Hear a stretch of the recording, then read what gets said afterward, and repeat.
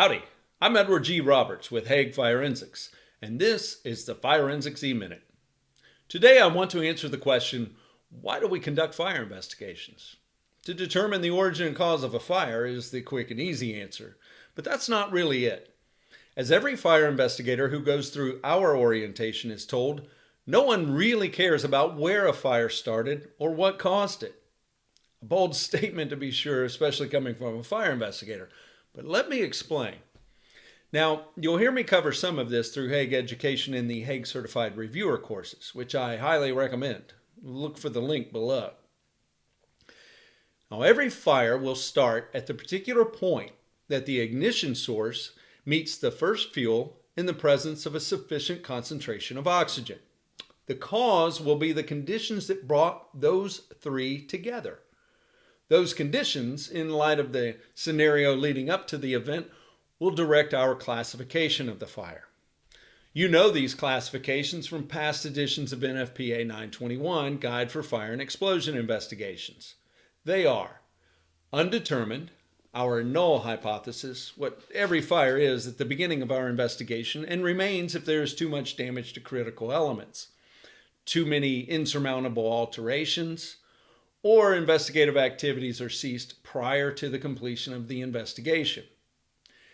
Incendiary, a fire intentionally set with the objective of causing real damage. Accidental, a fire that occurs in the absence of intentional damage.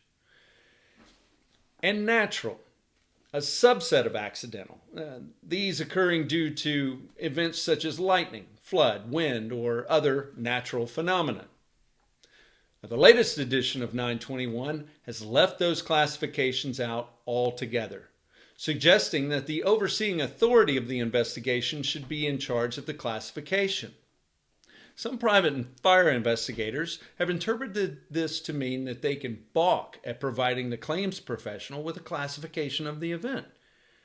It takes a little more pressure off the investigator, but on whose shoulders does that pressure then fall? Yours. Why are we here investigating? Because of the insurance policy. In fact, the only reason you are dealing with the insured is because of the policy. The insurance policy is what brings the three of us together.